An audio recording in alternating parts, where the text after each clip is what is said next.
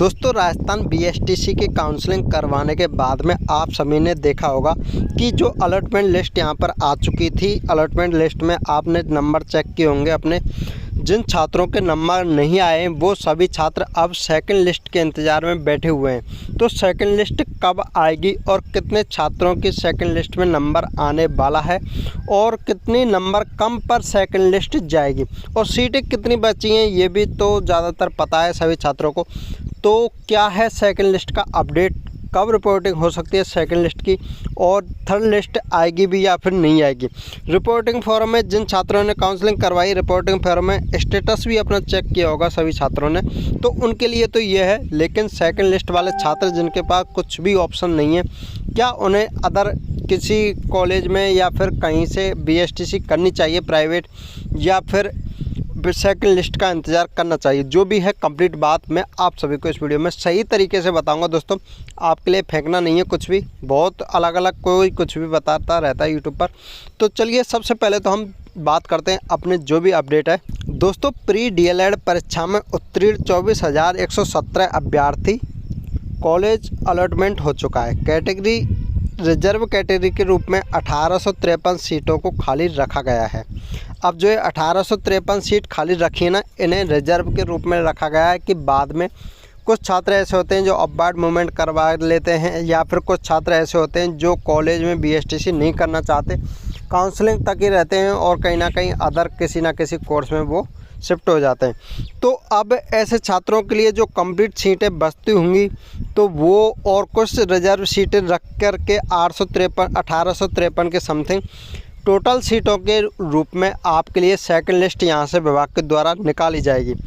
अब second list की बात करें तो फर्स्ट लिस्ट में आप सभी को पता है 24,117 छात्रों को ले लिया है विभाग ने और टोटल सीटें हैं आपकी 25,970।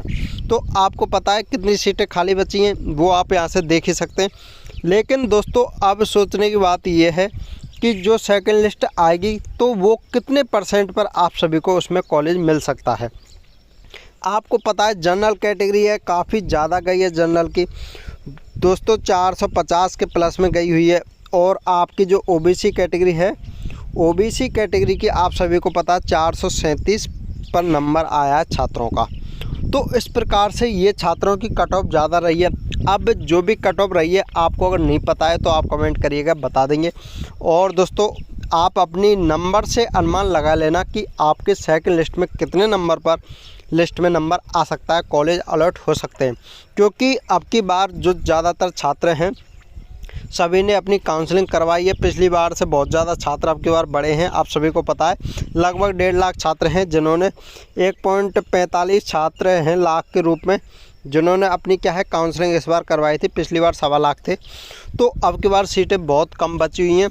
अब जो सेकंड लिस्ट के लिए अगर आप काउंसलिंग करवाएंगे तो आपके जो नंबर है ना दोस्तों, जैसे कि आप देख सकते हैं इसमें 400 ओबीसी के गए थे, जो नंबर यहाँ से 437-35 के समथिंग इनका नंबर आया था। 37 पर कॉलेज मिल गया था, एक छात्र को 35 पर नहीं मिला। तो आप सभी को सोच लेना। अब मेन चीज़ तो ये आती है कि अब जो सेकंड लिस्ट आपकी आएगी तो ये लिस्ट कितने नंबर पर जाएगी, तो इसमें कुछ ना कुछ तो कमी होना जायज़ है, आप सभी को पता है। तो ये यहाँ से ज़्यादा नहीं जाएगी। लास्ट 430 नंबर तक आपके लिए सेकंड लिस्ट में नंबर आ सकता है। अब जिन छात्रों को कैटेगरी वाइज वो देखेंगे लास्ट 5 नंबर कम हो सकते हैं इसमें मैक्सिमम। तो इतने कम नंबर वाले छात्र हैं ना, वो तो अपनी काउंसलिंग करवा लेना। काउंसलिंग तो उनकी हो चुकी है, डायरेक्टली वहाँ से सेकंड लिस्ट निकलेगी तो वो तो इंतज़ार कर सकते हैं। अगर जिनके 15-20 नंबर कम हैं, 400 प्लस में बैठ रहे हैं और ज़्यादातर नंबर बहुत कम है, वो छात्र इंतज़ार मत करना, अदर कोर्स में अपने एडमिशन ले सकते हैं। या फिर एसटीसी ही करना चाहते हैं तो दूसरा ऑप्शन ये है उनके पास कि राजस्थान से कहीं बाहर जाके एसटीसी अपनी कर सकते हैं। यूपी से करते हैं, एचआर से करते हैं, दोनों स्टेट की आपकी डिग्री मान्य होगी। तो अब आपको जगह जगह यूट्यूबर पर मिल रहे होंगे कि अगर आपको एसटीसी करनी है तो आप हमें मैसेज करिए, हम आपको एसटीसी करवाएंगे, प्राइवेट करवाएंगे। दोस्तों कहीं भी मत फंसना ऐसी जगह पर जहां आपसे ज़्यादा पैसे लिए जाएं, फर्जीवाड़ा बहुत होता है इस चीज़ में। तो आपको अगर करना है तो आप यूपी और हरियाणा 2 जगह से कर सकते हैं। जहां आप खुद स्वयं जाके एडमिशन करवा के आपने जो डॉक्यूमेंट्स के तरीके से काम होंगे वही करवा लेना, क्योंकि डॉक्यूमेंट्स के बाद में डायरेक्ट मार्कशीट कराएगी वो फर्जीवाड़ा सबसे ज़्यादा माना जाता है। तो चलिए इन बातों को छोड़ते हैं। इसके अलावा अब जिन छात्रों की यहाँ से अपडेट देख लीजिए, जिन छात्रों को अबार्ड मूवमेंट करवाना है वो आप यहाँ से देख लेना कि 14 तारीख से 16 तारीख के मध्य में अबार्ड मूवमेंट होंगे। अबार्ड मूवमेंट करवाने के बाद में आपको कुछ नहीं है, काउंसलिंग टाइप में एक फॉर्म भरा जाएगा और उसका रिजल्ट 19 तारीख को यहाँ से आ जाएगा, 19 अगस्त को आ जाएगा, 19 को। इसके बाद में 19 को जो रिजल्ट आ जाएगा अबार्ड मूवमेंट वाला, 20 से 22 के मध्य उनकी रिपोर्टिंग हो जाएगी और उनका फाइनली एडमिशन यहाँ से हो जाएगा। तो ये सारी चीज़ें आपको देख लेना है। और इसमें अब जो हाल फिलहाल जिनकी फर्स्ट लिस्ट में नंबर आ चुका है, हालांकि सभी छात्रों को पता है कॉलेज अलॉटमेंट के बाद में 5 से 12 के बीच में उनको अपनी रिपोर्टिंग देनी होगी, फीस जमा करवानी होगी उनको। अपनी जो फीस है उनकी टोटल 13,555 रुपये की फ़ीस है। इतनी पहले थी, इतनी अब है, बिल्कुल भी फ़ीस नहीं बढ़ी अभी तक। तो इतनी फ़ीस अगर आप जमा करवाते हैं तो आप अपनी रिपोर्टिंग डॉक्यूमेंट्स वेरिफिकेशन के साथ में कॉलेज में हो जाएगी। उससे पहले आपको ऑनलाइन अपने डॉक्यूमेंट्स करवाने पड़ेंगे। उसकी डेट आप सभी को पता है, 12 तारीख इसकी डेट रखी है, 12 अगस्त के रूप में, ठीक है ना दोस्तों। तो ये आप करवा लेना।